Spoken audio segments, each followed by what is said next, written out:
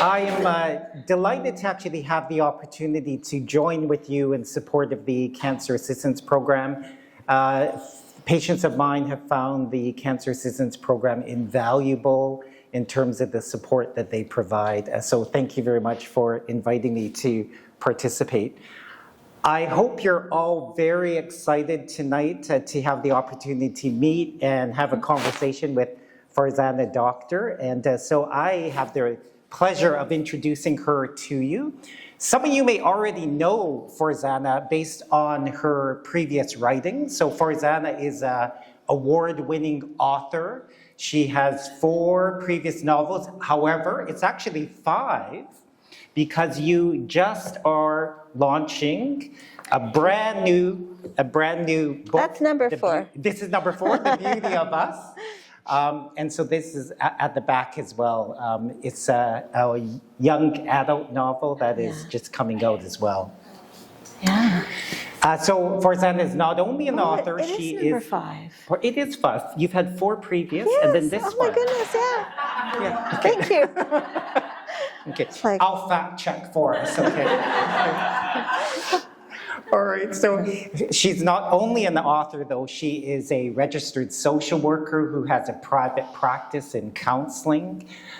She is a community activist and advocate, and she is supremely qualified to join us tonight to talk about the issues of self-care. And the book that we'd like to highlight and talk a little bit about is 52 Weeks to a Sweeter Life, which is a fantastic title, and don't we all want a sweeter life, right? So Farzana, I thought that maybe what we would do is just get a sense of who has joined us tonight in terms of the audience. Yeah. And so what I'd like you all to do is put up your hand, and then when I say a descriptor that you identify with, you can put your hand down. So for example, doctor, and then I'll put my hand down. And Farzana has made it easy for us because she actually has a list of people that this book is particularly helpful for. So I'm just going to read this. This book is a fantastic book for, everyone put up their hand. Okay, when I mention your identity, you can lower your hand. It's a book for teachers, doctors, nurses, psychotherapists, mental health practitioners, daycare providers, professors, family caregivers, personal support workers, lawyers, activists, community leaders, volunteers, massage therapists, physiotherapists, holistic body workers, coaches, who are you? Workers. We're going to pick on the people who still have their hand up. Library workers, advocates, social workers, hospital workers, social service workers, midwives, doulas, first responders, senior care workers, occupational therapists, peer support workers, chaplains. We got her.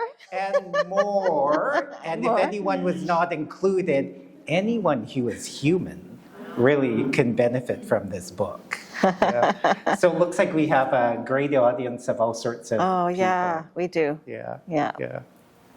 So what we thought we would do is talk a little bit about self-care and about the book itself, but we want to leave a fair amount of time for your comments, your questions, and so we really are going to invite you to engage with us. And I have a couple plants in the audience, so this gentleman I met earlier tonight, I'm going to force him to ask a question if none of you have questions or comments, okay?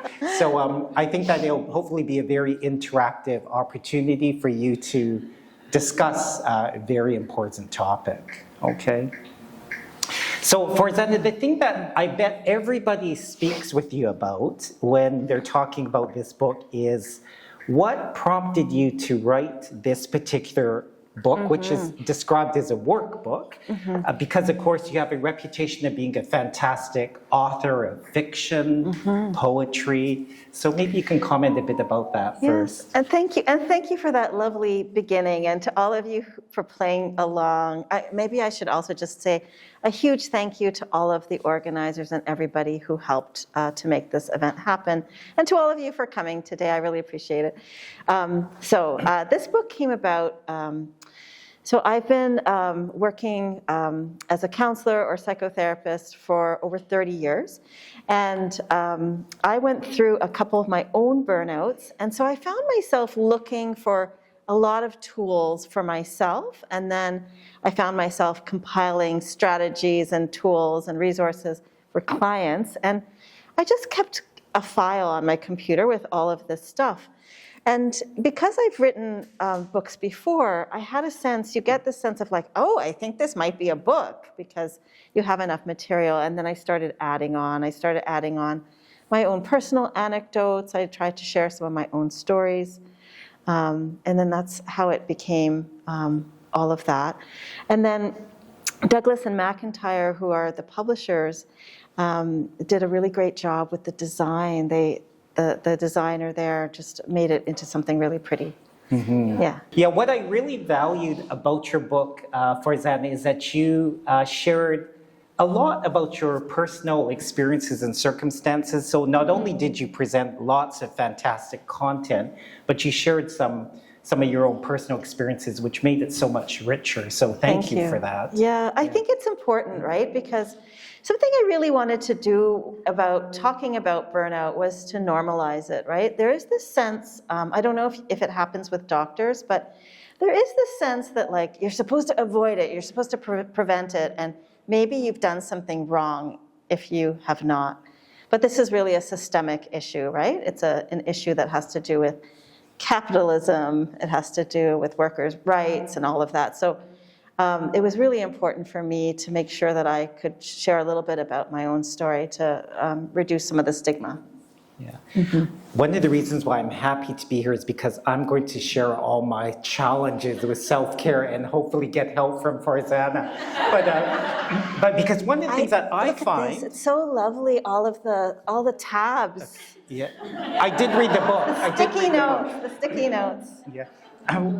One of the things that I find is that it's sometimes hard to admit that you might be burnt out, or you might at least be stressed out. And I wonder if you can make some comments about kind of the initial recognition or acknowledgement that self-care is necessary, helpful, needed. Yeah, so I like to think of burnout, and I include in that compassion fatigue, vicarious trauma. I like to think of that as being on a continuum, right? So it goes from everything from like being a little bit kind of not yourself to all the way where you might be in collapse, right? Yeah. And what we want to do, rather than focusing on preventing or avoiding it, I think we want to just be really aware of what are our early signs. For me, as a psychotherapist, or even in my activist work, my early signs are feeling a little apathetic, a little impatient. At the end of the day, I am more touchy. I get into more arguments with my partner.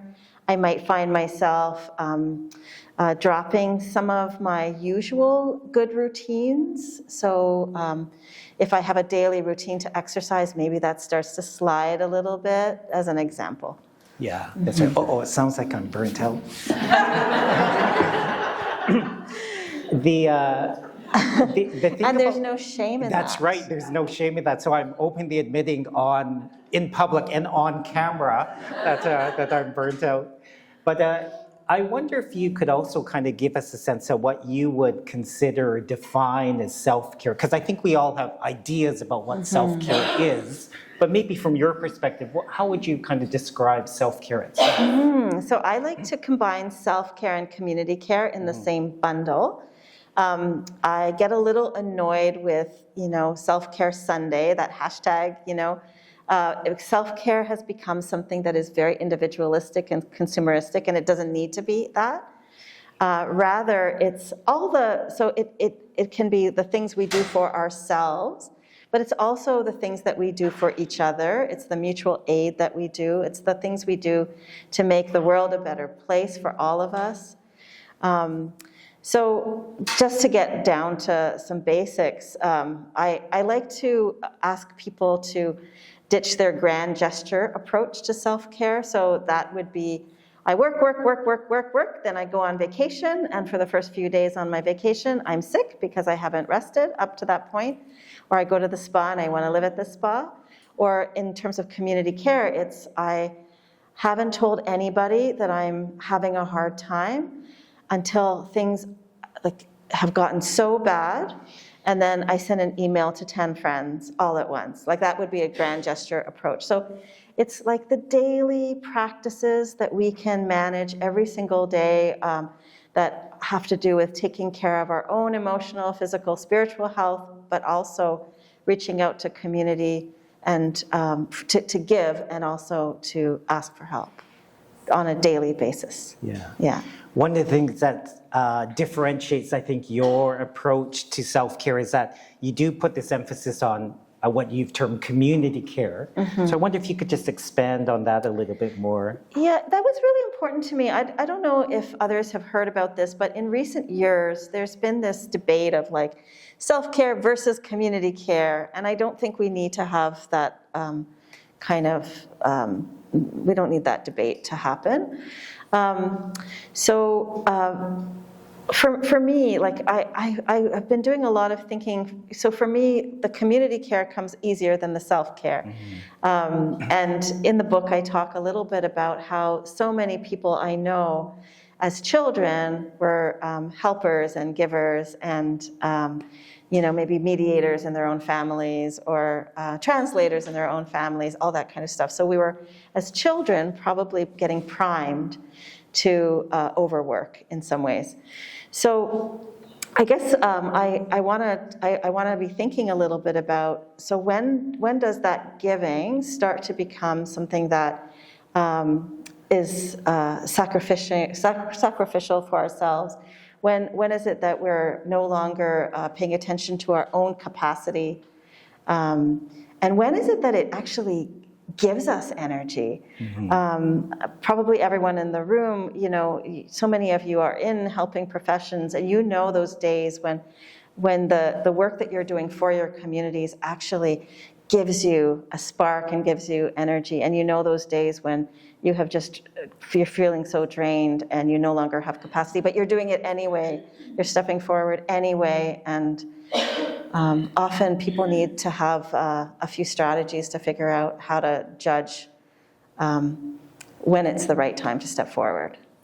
Yeah, I like the idea of kind of maintaining some contact with the community. We know that social relationships, social support networks help individuals cope and helps them to be more resilient. So to automatically think about that as an approach to self-care, I think it's required. Great. It's required, yeah. Yeah. So my first problem, okay, this is confession time. So Farzana, all right. One of the challenges is the idea of why is it so hard to do self-care practices and things. Yes. Even if you recognize that you're, perhaps in the earlier stages of burnout, and you intellectually know that maybe you should do something, why is it so hard to actually take action? That was one of my primary questions as I was writing this book, because I do a lot of supervision of younger social workers, and they know all this information. Maybe they've taught. It went off. Is the battery maybe going? Is your light on? It's right on. Here, let me give you. Okay. All right. Thank you. Okay. So I supervise a number of younger social workers, and as I said, they know all this information. They maybe teach workshops on it to others. They preach it, but they couldn't do it for themselves. And I was really thinking about what is it. So in the book, I talk about how it's actually pretty complex. It's many factors that make it hard. Everything from structural, societal kinds of things to individual concerns. So maybe I will just tell one little story to maybe illustrate this. Sure. So about, I think it was about 9 years ago, I was overworking. I was very engaged in some activism, leading some activism. The books were coming out. It was a very heavy time in my life, and I was managing working through some new trauma in my own world. It was old trauma, but it was coming up. So then I got shingles. Okay, and so I was in my mid-40s and I had shingles, right? And as a doctor, that's a little young, right? A little young to get shingles. So that was a wake-up call. Wake-up call of like, something's wrong with your immune system. You gotta rest a little bit more. You gotta figure out what's led up to all of this. So I took, I think, a week and a half off of work, and then I got back to it. And so what were the barriers in hindsight? What were the barriers? So it was, there was capitalism. I needed to get back to work. I felt really bad that I was neglecting in quotes, my clients. It's the stories we tell ourselves. Plus I had, past trauma that, had me, a trauma response of mine is to overwork. So there were many things that were happening all at the same time that made me not take care of myself. Internalized ableism, right? All of this kind of thing. So in the end, it was a grueling time because, during that time you have 2 or 3 good hours a day and then you need a lot of naps. Yeah. I worked during those 2 or 3 good hours. So that's just an example from my own life of there's multiple reasons. Now I know for some of the social workers who work in the hospitals or work in the social service agencies, part of what's going on is also organizational, right? So, maybe they've got some pressures from the people around them, the people who supervise them as well, to not take the time off, to not rest, to not take lunch even. Yeah. So multiple, so individual, societal, and all the things in between. Yeah. So it's very multifaceted or multi-layered. Yes. There are all these things that impact on us being able to perform self-care activities. And in that chapter that you're referring to, there's a lot of strategies. There's a lot that we can do to try to push up against it on all of those levels as well. That's right. Yeah. And so for those of you who've not had a chance to look at her book yet, it's nicely designed to try and look at all these different perspectives, all these different factors. And so you did a lovely job kind of organizing things. But do you mind maybe just giving a brief description of the book, how it's structured, just so people have a sense? Yeah, go for it. Yeah. Oh, why did you do it? I should do it? I should do it? Okay. Okay, yes. You should know better than I. But. Okay, I do. I think I do, yeah. There's 52 weeks. 40 of those weeks are lessons, and 12 of those weeks are review weeks. And something that I know is that people who are having trouble doing self and community care is that they have not a lot of time, or they believe that they don't have a lot of time. So I needed each week to be short and sweet. So it's designed to be about like 3 minutes of reading, and then a series of questions or experiments, reflection that are completely optional, and that are also designed to take a minute or so a day. And then there are deeper dives for people who are like really into a particular week. There's going to be something on there's a link to my website, and you can see like, is there an article I want to read on that? Is there a video I want to watch on that? But that's only if you want to do a deeper dive. And each 4th week is a review week because it's nice to have a place to integrate and consolidate, right? And catch up. Yeah. So obviously, when I read the book, I started on page 1 and read to the end, so kind of sequentially I went through it, but Yeah. that's not the only way that you can use the book. No, I think, people need to do whatever they enjoy doing, and if you just want to flip around, that's also just fine. Certain months are focused more on habits. Other months are focused more on kind of the deeper issues around societal stuff. Other things are about more mind, other things are about body, some weeks on attachment, some weeks on boundaries, so yeah. Yeah, I would say that it really covers the waterfront very well, that there's virtually every topic relevant to self-care someplace in your book, is what I would say, just having read it. Well, thank you. So there is something for everybody, and there's something for each kind of angle or perspective that you might want to consider when you're thinking about self-care. Yeah. Well, thank you. Yeah. So there were some chapters that I found it made me think, and I kind of paused and really thought about my own circumstance and my own self. And then there are other sections that are much more straightforward, practical tips and exercises. Yeah. Good. So I wonder if maybe, just to give an example, one of the things that I found a neat idea just to think about is the idea of habit stacking. Yes. And I wonder if you want to talk a little bit stacking. about that as a tip. Yeah, so I didn't make any of this up. This isn't original. I think habit stacking, where does that, I refer to where I first learned about habit stacking. So the example I gave is I went to see a naturopath. They suggested I take a supplement, but I kept forgetting, right? Any kind of new habit, it's really hard to do that. So habit stacking is you stack it to you stack the new habit onto the old established habit. So if you brush your teeth, then you take your supplement, or you have breakfast and you take your supplement, or whatever it is. But you can do it with pretty much any new habit that you want to build up. And I talk about neuroplasticity quite a bit because, the brain has the capacity to change itself, and that's how we build new habits, or we keep old ones alive. Yeah. Yeah. So it kind of makes sense, but I guess I hadn't necessarily thought about that myself, about, gee, I want to do this new thing. I have this list of all these new things I want to be doing, but to link it to something that I already tend to do. Did you try one? Was there a habit you were trying to stack? So my newest plan, okay, this is all on video, I'm going to be, my newest plan was to be better at kind of regular exercise.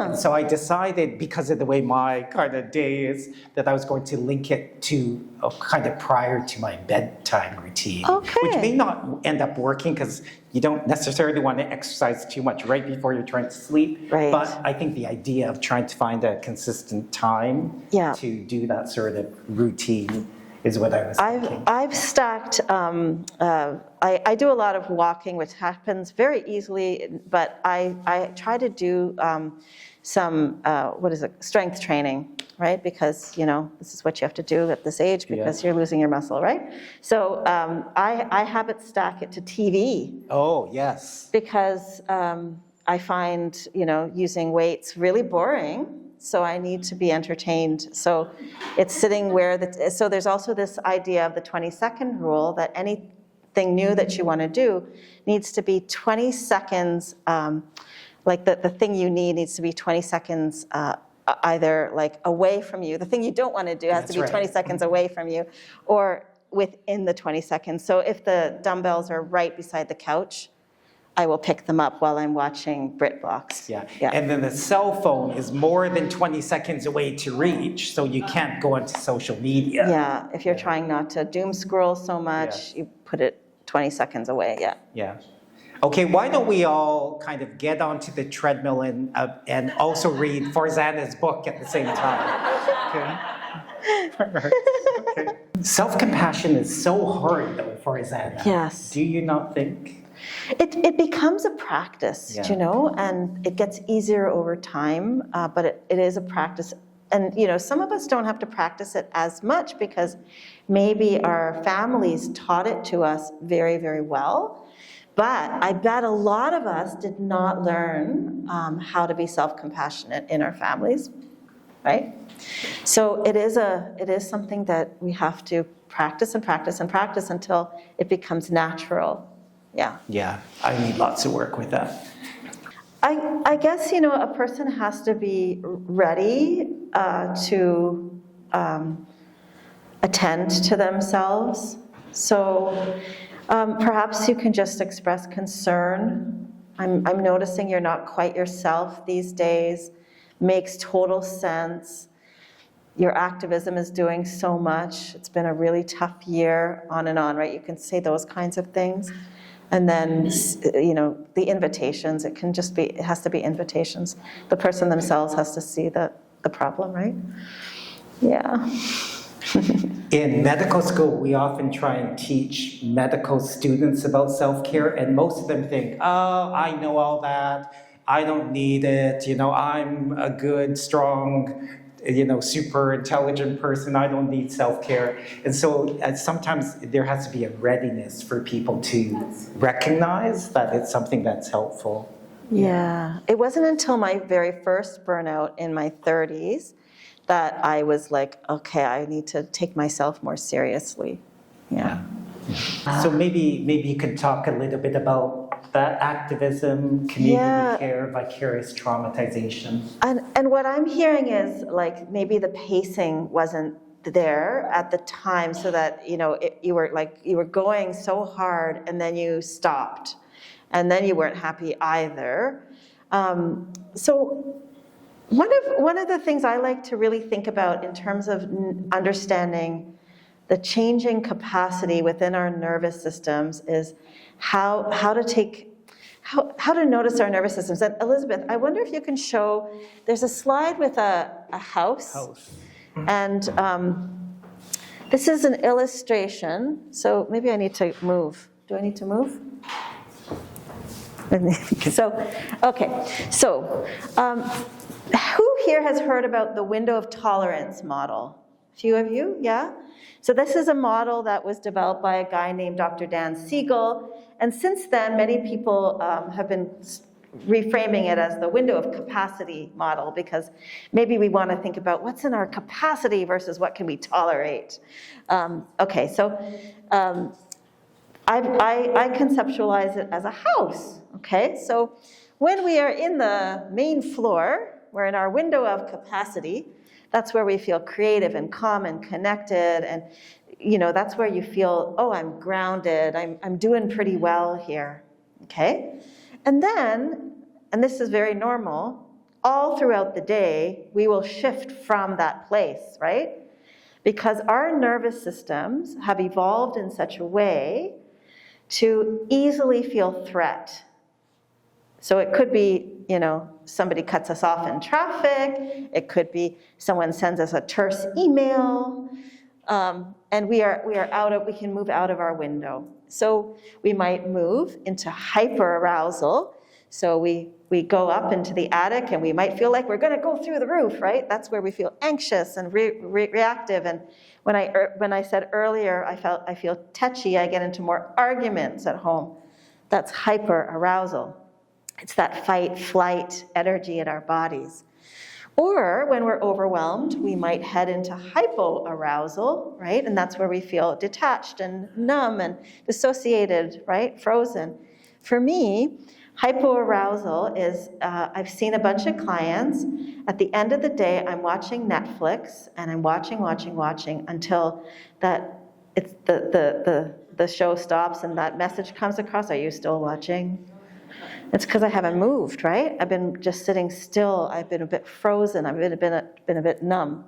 People laugh because this is why they have that message probably, right? So all day long, we move out of our window, up and down, up and down. It's just normal. This is just normal. The more stress, chronic stress, the more trauma we have in our lives, the more, we're focused on, wars back home, the more we're worried about violence in our communities, whatever it is, the more we're under chronic stress, that window of capacity shrinks. That main floor shrinks, and so we're bouncing around even more. Okay, so when we're in a state of, fairly moderate burnout, we are probably hyper-aroused and then hypo-aroused. We're just like, So how do we notice our capacity? We need to tune into our bodies. So take a minute right now. Take a minute right now, plant your feet if you can reach, and maybe close your eyes if you don't mind closing your eyes. I'll close my eyes so I won't stare at you. And take a couple of deep breaths with long exhalations. You want your exhalations to be longer than your inhalations. Just a couple of those. Notice if you have any tension around your eyes or your jaw. See if you want to release that.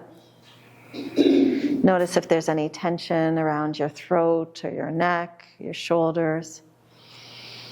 Keep breathing with those long exhalations.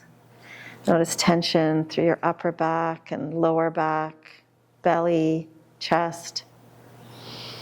Just notice, tuning into your body. Notice your arms and your legs. So when we tune into our bodies will tell us what's going on. Are we in our window? Maybe you've just moved into your window because, you're breathing and stuff. But maybe you've had a really hard day and you are still feeling a little anxious from something earlier today. Or maybe you're in a bit of dissociated numb or something from earlier in the day, right? So we tune in, and that's what tells us what's our capacity. So getting back to Elham's question, if I have something, I've been invited to do some activism later on today, I'm going to tune in and ask my nervous system, am I allowed? Is there space today? Tomorrow it's going to be a different answer. So on a daily basis, maybe even many times during the day, we check in and notice. And if we are in hyperarousal or hypoarousal, there's all kinds of strategies that take 2-3 minutes that can bring us back into the window. But that's one of the chapters you're going to have to read. Yeah, that's right. For a deeper dive, go to Farzana's book.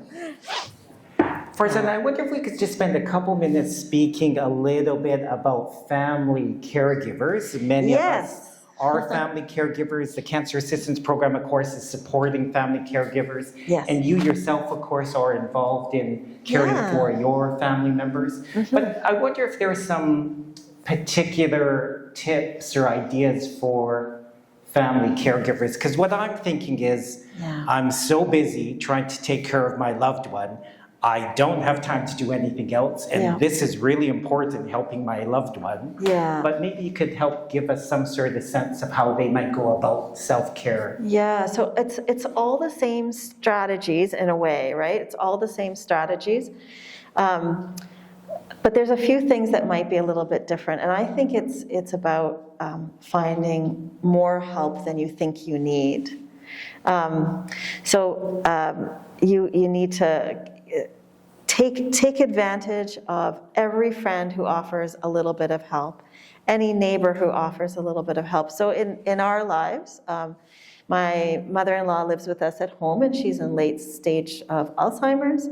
And we were, in the early days, we were trying to figure out how we could get more PSW care, right? And that's hard, and in some places, it's very hard to get enough of that care. But we advocated and we advocated and advocated, so we got more care. But then we still needed more sometimes, right? Because people need breaks. So figuring out who is on your list of people you can call in. Is there a neighbor who's good to do a 15-minute check-in? Is there another person who will come and spend a couple of hours?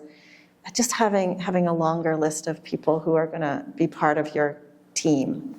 Yeah. I guess being willing to ask and accept being willing help. To reach out, to reach out. Because most people are very willing if they know, if they have specific instructions about what it is that you need.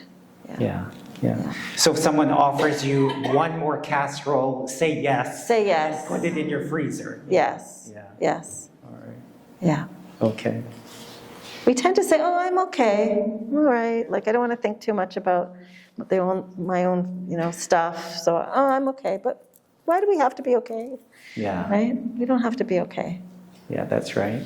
And I was thinking that some of the very practical tips in your book might be very quickly accessible for family caregivers who already are stressed out Yes. and feeling the pressure of being the carer. Many of the 2 or 3 minute strategies are the things you can do on the fly multiple times in the day to manage. Yeah. So, and there are a lot of them in the book. So for those of you who are in family caregiving situations, there are a lot of great practical tips to help you. Yeah. Farzana talks about in her book that some self-care practices can be fun in and of themselves. So you've been volunteering at a rescue center. You love dogs. Playing with the dog. So even though it's a self-care practice, it's also super fun. And it's community care too. Etobicoke Humane Society. Yeah. So Rosebud Thorn is a way of maybe debriefing your day with somebody. One of the things that can happen in couples relationships a lot is we can, Esther Perel, who's a very famous psychologist, talks about how we bring our partners our leftovers. So we're using all of our energy and then we bring the leftovers, right? So we'll rant about the bad thing that happened during the day.